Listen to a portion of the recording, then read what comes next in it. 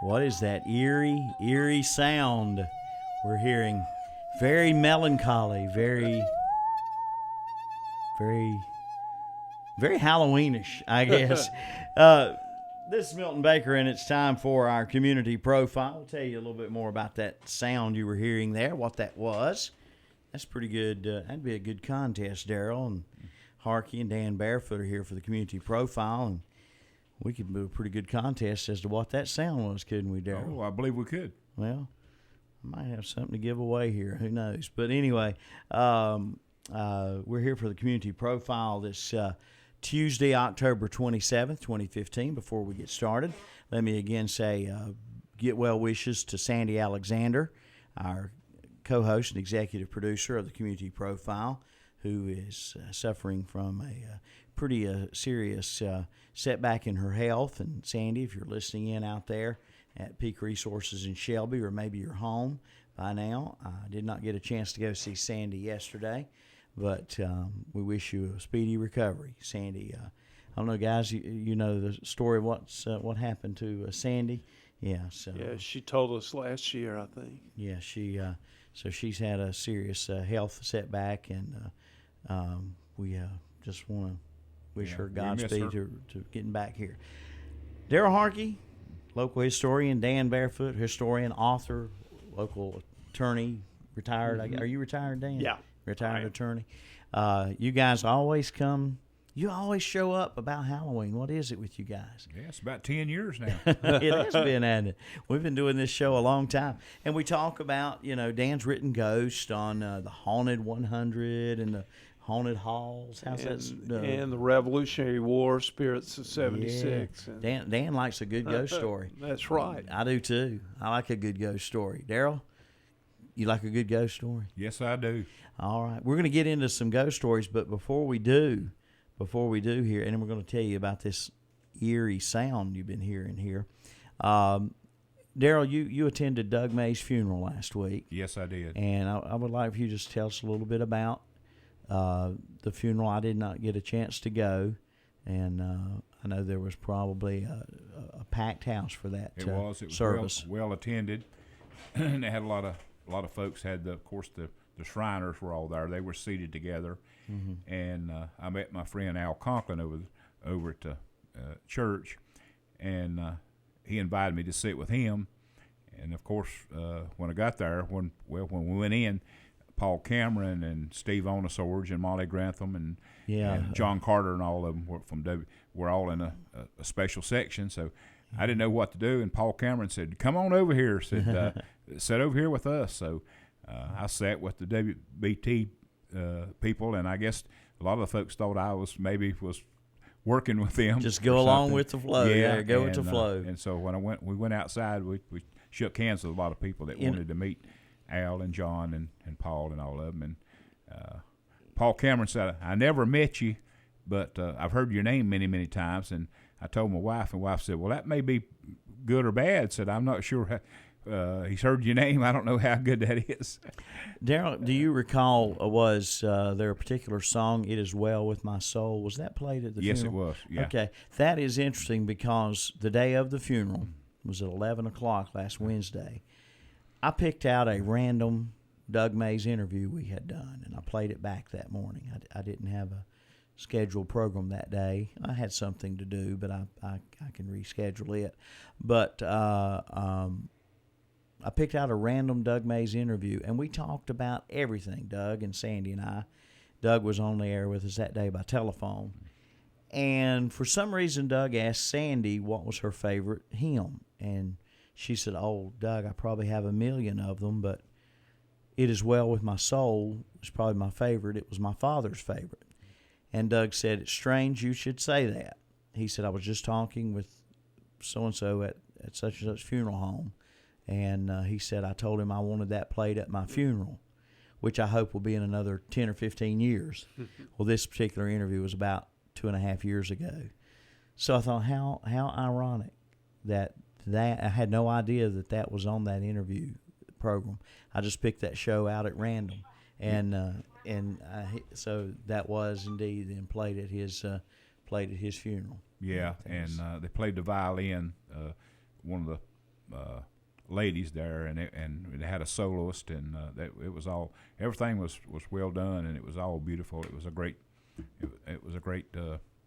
ceremony. Yeah, I bet it was. And, well, we certainly will miss Doug. Our chances to interview him, we cherish those opportunities to interview Doug, whether here at the station in person or in later times he had to do his interviews by telephone. Yeah. And we were supposed to interview Doug about 2 weeks before he died, and he asked me at the last minute, the night before, he asked me if I could put it off a couple weeks. He had just gotten out of the hospital and wanted to wait till he was a little stronger. And I said, "Sure, Doug, we'll interview you a little later on." And I tell you, you just you never know. Of course, Doug was in his 90s and he's 93. lived a long, One mostly thing you healthy can life. be thankful for, that he was weak in body, but his mind certainly wasn't weak. Oh, absolutely. And he was his memory was good.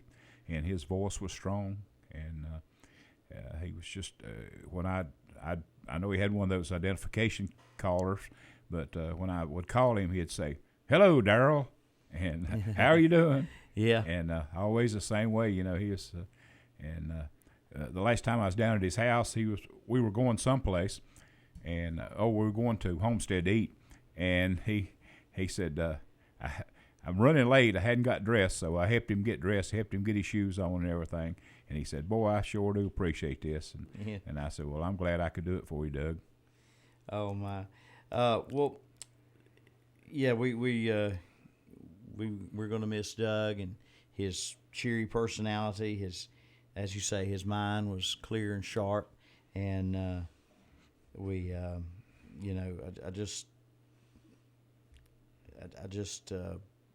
he made you feel. He was one of those people that just made you feel like you were always doing a good job. Yeah, and he went the way that all of us want to go, peacefully in our sleep. In his sleep, yeah.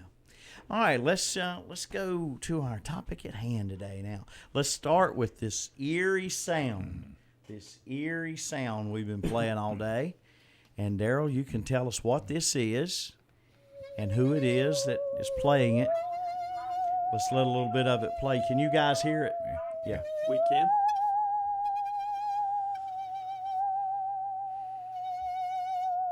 Listen to this, folks. What does that sound like to you? Give me chill bumps. Could you imagine that could be used in one of those Halloween or Friday the 13th horror flicks? Yeah. A little bit more of it here. Darrell, what is that? What is that? That is a handsaw. A handsaw. A handsaw. Just any ordinary handsaw. Just an ordinary handsaw with a bow, with a fiddle bow. Oh, okay. They did use a fiddle bow. Yeah. Okay. All Rick right. Ramseur. How about that? That is really neat. He did that for me about 10 years ago when I was doing the ghost walk at Ramseur Mill, and just in the midst of the ghost at the mass grave site, I had a man up in the woods to turn that on, and that sent chills through the crowd. You had to get a little sneaky there. Yeah, that's pretty good. Rick learned that from his father, Jack, who played the saw for a long time for many people in Lincoln County. And I bet it's a lost art. Rick now lives in his parents' house, which is the site of the ghost story for Lincoln County. Yeah, the Haunted 100. Yeah, Rick Ramseur and the saw there. Rick probably, if he plays that saw in the Woodside Plantation. Oh, he does when Yeah. he recreates the ghost story coming down the steps. So he's got a ghost story That's right. in the home he lives in. Tell us about that ghost story. Well, that's an aftermath of the Civil War, and involves a lady by the name of Malvina Richardson, and the death that she foretold. And it's really, really sort of an ironic ironic tale, but it's true, and that's what I try to add history along with the folk nature of ghost stories, and try to make them real, related to history, and they tell a real story. Yeah. So now, is the ghost of Malvina, is she seen? Has she been seen in recent times, or what's the story behind that? Supposedly she has been seen, but that's all subject to interpretation. In recent times, Rick sort of shows her coming down the steps, but it's just a made-up thing, in terms of what he shows. But the story has some real credible history behind it. Yeah. So that's in your book, The Haunted 100. It is. That is the story for Lincoln County. Yep. The Haunted 100, by the way, is 100 counties in the state. Each have a particular ghost. Well, probably many ghost stories in each county, but you picked out one. And you can see Malvina's grave at the Woodside Cemetery near the church, right within walking distance of the house. Wow. Now, Malvina, was she the young lady who was to be married? And that is right. Yeah. Okay. So if you'd like to find out more about that, as they say on TV, buy the book. But Dan and Darrell, we also, as you know, we cover Gaston County and Cleveland County. We have a story, I'm sure, from each of those counties as well. That's right. You the one people. in Gaston County involves McCaddenville, Oh, okay. So, yeah. Christmas Town. That's right. Is there a Christmas ghost? No, it does relate to the ghost. It's about a haunted house there, and the house is still standing, but Really? the owners do not want the location Yeah. disclosed because they would really don't want to be disturbed at Halloween. You know. Yeah. And Cleveland County, I'm sure, has its share of ghost Oh, stories. absolutely. Yeah, the entire region has a number of relatively true ghost stories. I think, Darrell, as you said, we've been doing this show about 10 years or more, maybe more. And I think one time we got people to call in and tell some stories of their own. Some folks had some pretty good ones, didn't they? Yeah. Growing up, Darrell, in Lincoln County, you lifelong resident, correct? Right. I'm sure you heard tales. Sometimes these ghost stories were made to keep little children from being too curious about playing in the woods or something like that. But I'm sure you heard stories growing up. Yes, heard a lot about the some of them were concerning along the railroad tracks. It seemed that the Mako Light's a story of the ghost story. And a lot of them happened along the railroads. Now I know I've heard in Krause years past about a supposed haunted woods in Krause, and turned out some old men. I don't know who they were. I wouldn't name their names if I did, but they were moonshining down in those woods, and the ghost story was just to keep kids and others from stumbling upon their steel in the woods back in the day. Right, that was one of the things that they did to keep people from bothering them. Yeah, and Dan, when you were researching ghost stories for your book about the counties in North Carolina or the universities, I started to say, how did you discern fact from fiction? Well, some people would say all ghost stories are fiction. Others, like myself, would say, no, they're not. But how did you determine what had some viability to it, or was it just because it was a good story? Well, you go to a lot of libraries. I went to libraries, for example, throughout the state, and you pick up old newspaper clippings, and some of them you can discern that automatically they're just fiction, but others have some historical background behind them, and you try to ferret out the facts from the fiction, and it makes a good story if you can relate it to things that haven't really happened, you know. Mm-hmm. I always enjoy, and I never get tired of hearing it. You and your wife had a very close encounter. Yeah, it was in Huntington College in Montgomery, Alabama. It was on a summer afternoon in July. It was very hot, and the campus was very much sparsely attended because it was summertime, and we were there to check in on some ghosts that were on the campus, and particularly there was one related to the monster of the green, and we were walking along just on the sidewalk, and my wife just felt a sudden shove, and she fell down and twisted her shoulder and scraped her hand very badly, and she says to this day she was just pushed by an invisible force. You know, something definitely. She felt a force, like you say, that pushed her, and I have no reason to doubt the story. I mean, yeah, people ask me if I've ever seen a ghost. I haven't ever seen a ghost, but I certainly believe in things are at work in the world that are not explained by the laws of nature or science. Sure. You know, they're called supernatural. Yeah, the supernatural. Well, sometimes, at Halloween, ghost stories are popular. Sometimes just stories of the, a story of a death that was, became legendary status. And we have one from my own little hometown in Krause. A gentleman, I'm gonna leave out some names in this, but a gentleman committed suicide. And this is a article that ran in the Lincoln County News Friday, March 29th, 1907. You guys have probably heard of this or read this. Information reached Lincoln early yesterday that a Mr. I'm going to leave that blank, of Krause, had committed suicide by cutting his throat from ear to ear with a razor.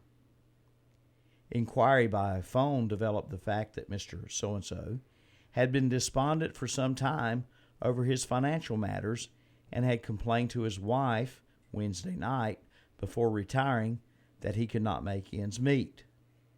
Mrs. So-and-so, who occupied a separate room from her husband, heard a gurgling noise in the kitchen about 4 o'clock Thursday morning and called to her husband to know what the noise meant.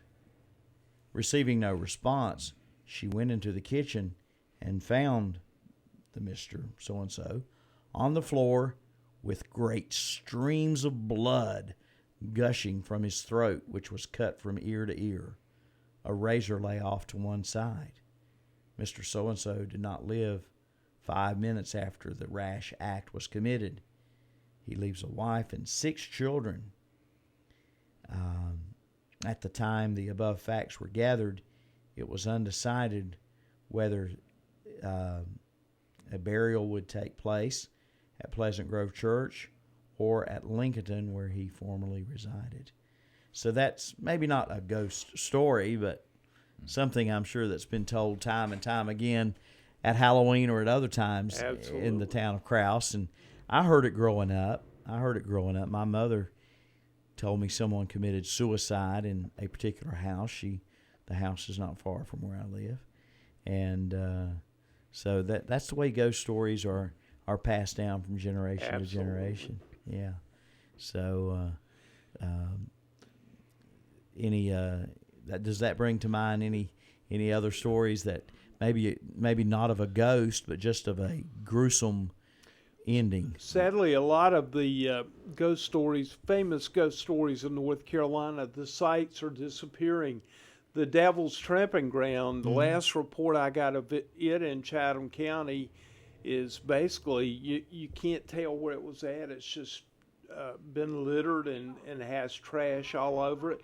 The mysterious hoof prints at Bath, we tried to find those. We found them, but some lady said you'll probably find them at the edge of a field near a crumbling old ticket booth where they sold tickets to see them, and you can't tell much of them. The the ghost at Mako, the Mako Railroad Mm-hmm. is gone, going to Wilmington.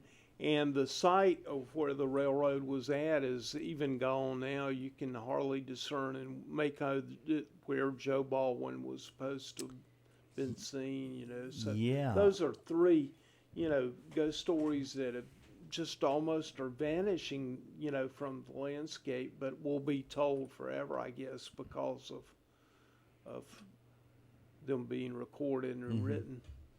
The now you're talking about the Mako ghost. Is that that was a train related incident, right? Absolutely. There's a small chain of restaurants, and can't think of the name of it right now. Boxcar restaurants. There's one in Claremont and one I believe in Statesville. In one of those restaurants, they have quite an elaborate series of articles and things on the ghost. Right. Yeah. And the President of the United States, when he was traveling by train to Wilmington, actually saw the light that couldn't be explained and asked what that light was, and he was told the ghost story of Joe Baldwin. Oh my goodness. Well, there also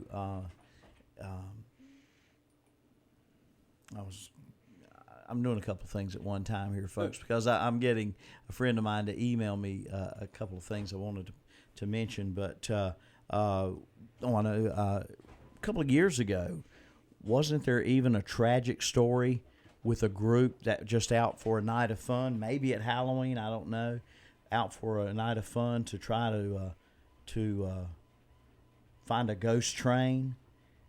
An actual train actually hit one of the participants in that gathering. Do y'all recall that story?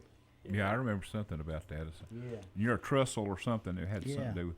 Yeah, they heard a train, and I'm sure some of them probably thought absolutely ghost train, not suspecting at any point that it was a real train. In the United States, Halloween has become a very popular holiday. In fact, commercially, it is the second most valuable holiday for merchants, second only to Christmas in the United States.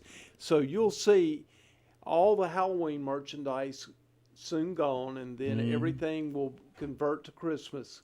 Thanksgiving has been forgotten, Yeah, absolutely, and it's a shame, but yeah, Halloween is a big time, and would like to say this year with Halloween being on Saturday, it's going to be an especially popular night for adults, and adults sometimes do drink and drive, so be very, very cautious out there. One of my favorite stories goes along with the historical aspect of it.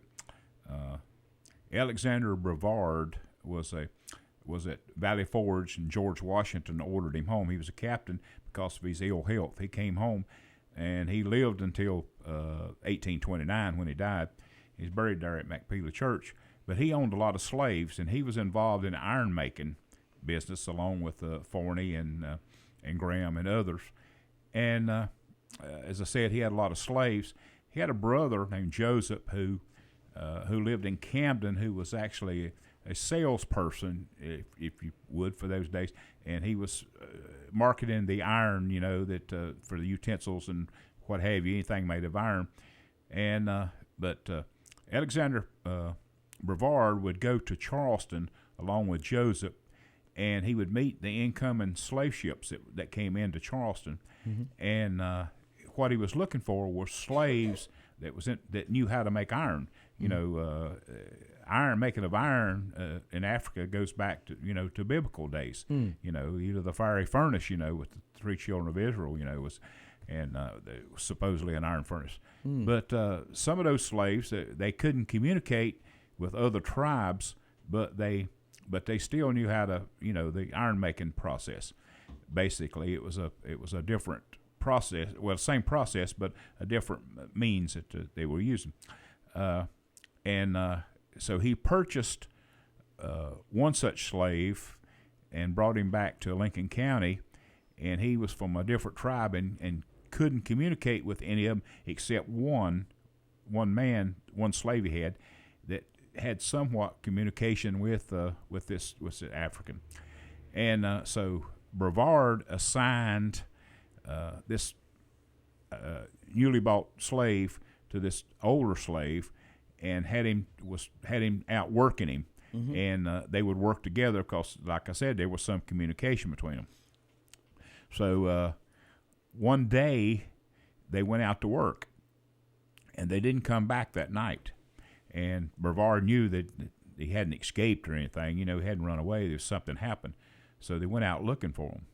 Well, they found the African wandering in the woods, and this is a very, very remote section of Lincoln County, there on Leaper Creek, which is called Dutchman's Creek. In fact, I took Dan down one time and told him this is the most beautiful spot in Lincoln County, how the sun was shining on the waterfalls and all, and it's a small Linville Gorge is what it is down through there, and off of Brevard Place Road.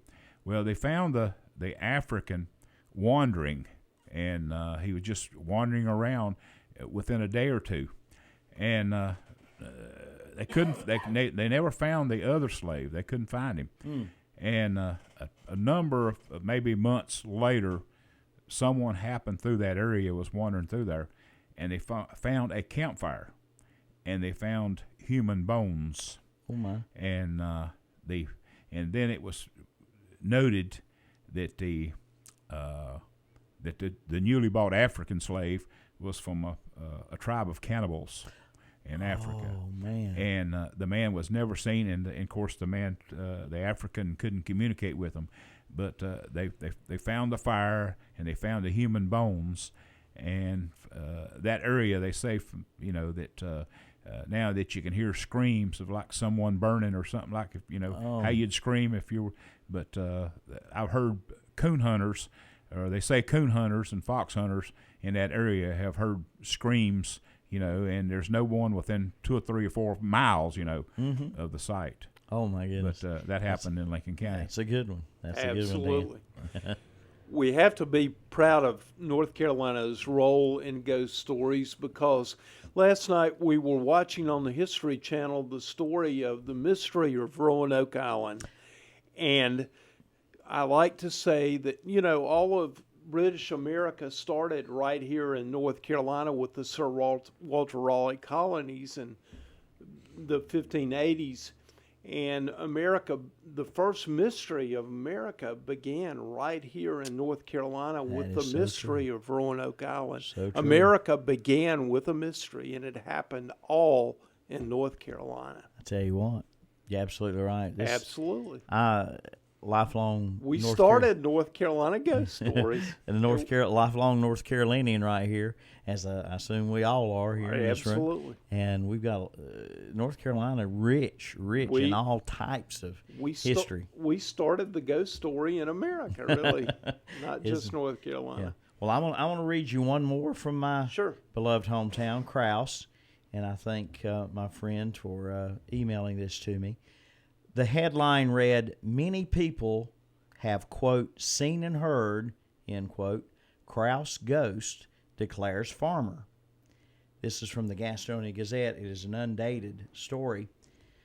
"We have never placed much credence in stories of spirits of the spine-tapping, chair-rattling variety, but no man with any measure of imagination could sit and listen as we did to Farmer Woodrow Carpenter of Krause relate as bizarre a tale of the supernatural as we have ever heard, and not have his convictions somewhat shaken. No setting could have been more appropriate than the dreary, foggy night we picked to investigate reports that an elusive spook was making almost regular nocturnal visits to the Carpenter household, which had all but completely... I'll get this out in a minute, guys. To the Carpenter household, which it had all but completely upset. On Tuesday evening, we sat before a flickering fire and watched the oil burn away in a wick lamp while Mr. Carpenter told us of a haunt that came in all the ghostly glee to pester them at the most unexpected times. This spook, according to Mr. Carpenter, has frightened the wits out of his wife, upset his 5 children, and scared the hound out of the family dog. No one could doubt the sincerity of Farmer Carpenter's words, with which his wife agreed in every detail. The thing made its first appearance in June of last year, we were told, and has been coming back pretty regularly ever since. When asked if it scared him, Mr. Carpenter said, "Yes, it scared me so bad that I moved out and rented the place to Arthur Whitesides so he could look after my stock for me." Mr. Whitesides was a black gentleman. "We told him that the place was haunted," he added, "but they agreed to move in anyway." There were 6 in the family. Shortly thereafter, he told us, the man's wife, if he saw that thing, she would walk up and talk to it. Before very long, they were upset to see Mr. Carpenter at a house to which he had moved nearby to tell him they wouldn't be staying at the house any longer. "Have you heard the haunt?" Mr. Carpenter asked. They told him they had, and Mrs. Carpenter said to Whiteside's wife, "I thought you said you would talk to it if you saw it. Did you?" The woman replied, "No, ma'am, I didn't talk to it, but I done some powerful talking to my Lord." Mr. Carpenter said that he had to take the family back to the 48-acre farm to take care of his stock then, because he couldn't get anyone else to rent the place. The questions about the ghost in the family were readily answered. We asked Mr. Carpenter's age, and he told us he was 40. And when questioned as to whether he was a Christian, he said, "Yes, if I was not a God-fearing man, I would not have been able to hold up under the strain." Living under the dread of waking in the night and seeing the thing standing by his bed was the hardest part of the ordeal, the old man told us. He said the noise doesn't bother us so much anymore. We asked Mr. Carpenter if it were possible that somebody might be perpetrating the noise in an effort to frighten them, and he quickly answered that this was nothing that could be explained away so simply. "I have laughed at the very thought of such a thing," as Mother left. His mother was Janelle Carpenter. His father had been dead 9 years. Many others, he claimed, had been scared away by it. "I've been trying to sell the place," he told us when he was asked why he didn't leave, "but I sure hate to, you see. I've lived here all my life except for the few weeks we were away when the thing came, and once before a short time, and I sort of hate to leave.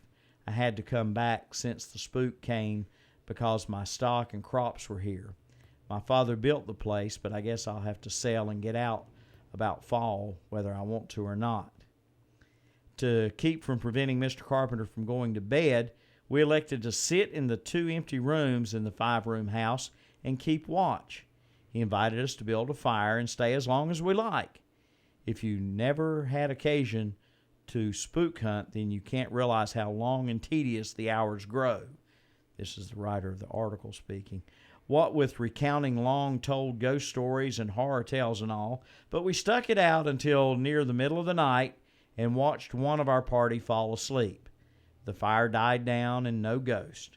We called Mr. Carpenter to give him back one of his lamps, which burned continuously now, and he said, "When I wouldn't care if it doesn't come and look as if it stays away on purpose.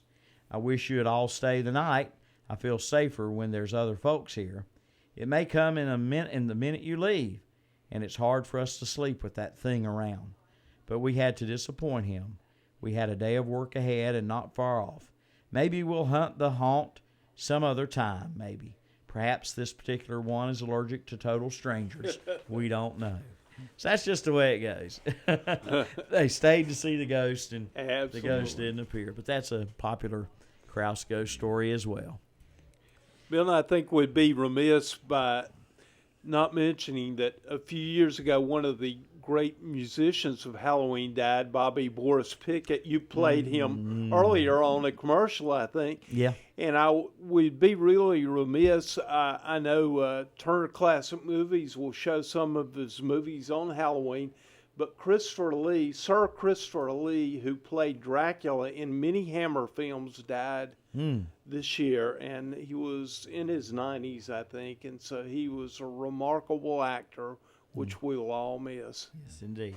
Milton, All right, another yes, one, if we yes. got time. Yeah. Another one occurred over on the South Fork River at the Ramseur house. Many years ago, all the people in the house, of course, the extended families, there, and Grandma was there. She was confined to a wheelchair, and all the family members went out to work in the fields. So they put, and it was chilly that day, so they built a fire in the fireplace and put Grandma in the rocking chair. Well, everyone that's ever rocked in a rocking chair knows how those things move.